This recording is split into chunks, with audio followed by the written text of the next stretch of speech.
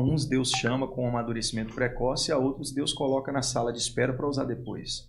Essa é a obra de Deus e ninguém pode contestar o seu agir. Nem todo mundo vai ter um ministério tão ligeiro, né, tão rápido como o meu. E isso não me qualifica com superioridade a ninguém. É a maneira com a qual Deus quis me levantar para esse tempo, porque para cada tempo Deus vai levantar alguém com uma proposta diferente e com um ministério específico. Isso é fato. E as primeiras oportunidades assim de pregação, como é que foi? Assim, vamos dizer assim, você já sentia que a graça foi derramada sobre você, mas para passar para as pessoas, como é que foi esse processo de pregação até chegar, vamos dizer assim, no hoje, do que aconteceu na reunião hoje ali, por exemplo? O meu ministério foi formatado no útero da dor. Eu fui forjado no rompimento do cordão umbilical da frustração. Meu ministério nasceu debaixo de muita pressão emocional e espiritual. Eu vim de uma vida tortuosa, obscura, do tráfico de drogas e do mundo do crime. Quando Jesus me aceitou e me colocou dentro do seu reino para ser um instrumento de paz, como veículo precursor de anunciar o evangelho em seu nome, eu estava completamente perdido, eu era a tristeza e a vergonha dos meus pais.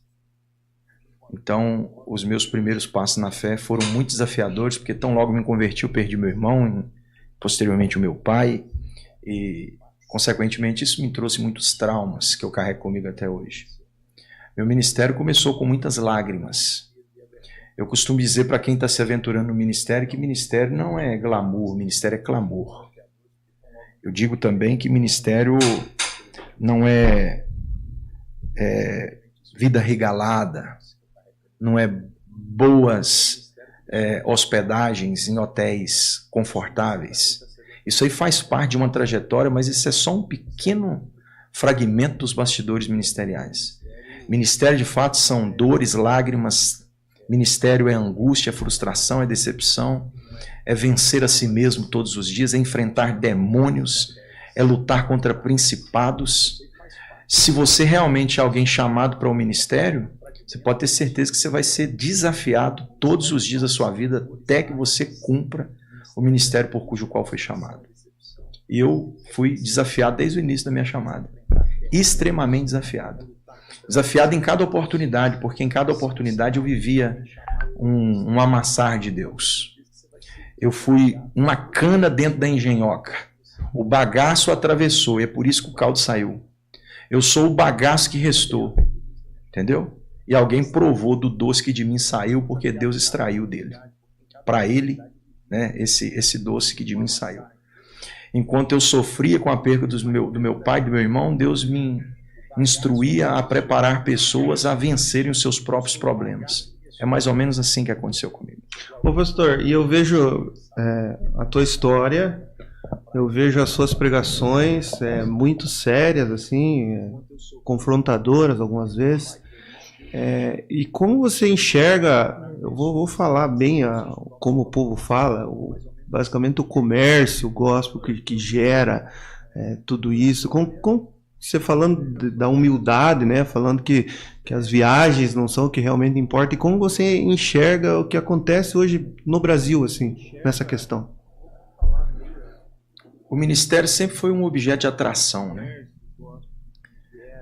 Teve gente que inclusive quis pagar pelo ministério. Quando você lê ali em Atos 8, salvo engano, isso mesmo, quando Simão procurou Pedro para poder pagar por aquela capacidade de ministrar o batismo com o Espírito Santo, e Pedro repreende ele.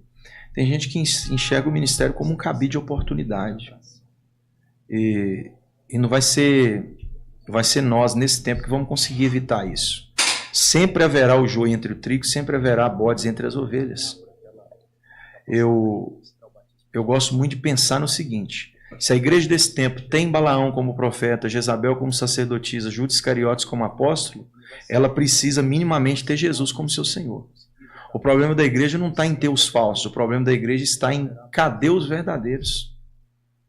Porque se os verdadeiros se comportarem como autênticos e piedosos cristãos, automaticamente eles vão produzir uma separação entre os falsos.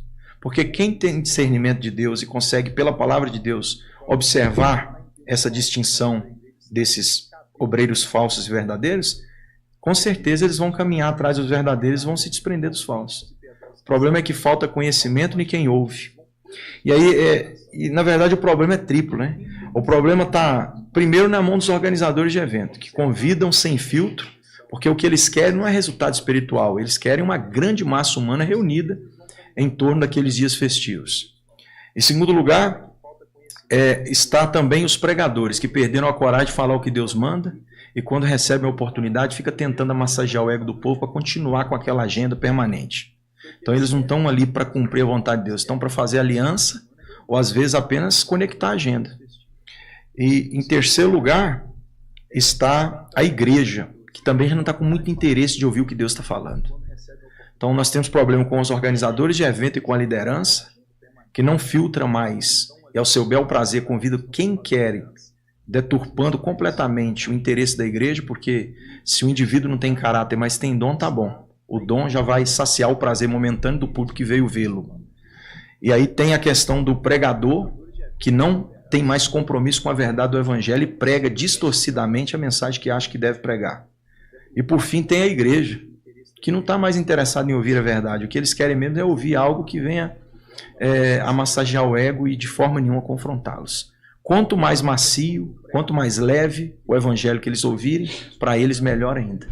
Mas essa não é a mensagem do evangelho de Jesus. E a gente, na tua visão, assim, a gente não perde uma grande oportunidade hoje no Brasil, porque se a gente for analisar bem, já a Europa ela começa muito forte no cristianismo, hoje já não é mais.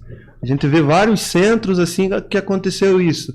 E no Brasil o cristianismo ainda é muito forte. Não tinha que surgir de nós algo verdadeiro mesmo? Nós estamos caindo no conto do equívoco da Europa, né? Nós estamos permitindo o movimento sensacionista avançar desenfreadamente, fazendo com que nós, pentecostais clássicos, estejamos amordaçados por esse sistema engenhoso e maléfico. Porque quando há extinção do Espírito Santo, há também uma resistência ao que ele é capaz de fazer. Porque o Espírito Santo é que convence o homem do juízo, da justiça, da verdade, da justiça e do juízo. Então, se o homem não está deixando o Espírito de Deus agir no seio da igreja, obviamente ele está fazendo com que o reino de Deus deixe de avançar e o reino das trevas comece a operar ativamente. É por isso que é tanto escândalo, é tanta divisão, é tanto racha, é tanto problema. O Espírito Santo deixou de ser o agente contribuinte das verdades do Evangelho no seio da igreja, porque o homem quer dominar isso. Então, quando o homem entra em cena para colocar limite no que Deus pode ou não fazer, ele é o termômetro aferidor das possibilidades. Ele age como Judas. Por exemplo, que na ocasião de Maria, quando vai adorar quebrando o vaso de alabastro, ele diz, para que esse desperdício? E aí Jesus repreende Judas, que quer colocar limite no culto e dá autoridade para o ato que a mulher fez de adoração, dizendo que o que ela fez será lembrado por toda a eternidade, porque ungiu o seu corpo. O que eu estou querendo dizer com isso? É que hoje a igreja está deixando de ser pentecostal para ser uma igreja animada. Esse carisma que a igreja possui hoje não é mais aquele carisma pentecostal que a igreja tinha nos dias anteriores. Eu não vou generalizar, porque não é toda a igreja que se perdeu, tem igreja séria, tem igreja responsável, mas a maioria esmagadora das igrejas estão se perdendo no conto de um novo movimento, pautado na teologia da prosperidade, com aspectos da teologia liberal e, infelizmente, muitas delas também travadas pela teologia sensacionista. Essa é a verdade. O resto é só conto de carochinha.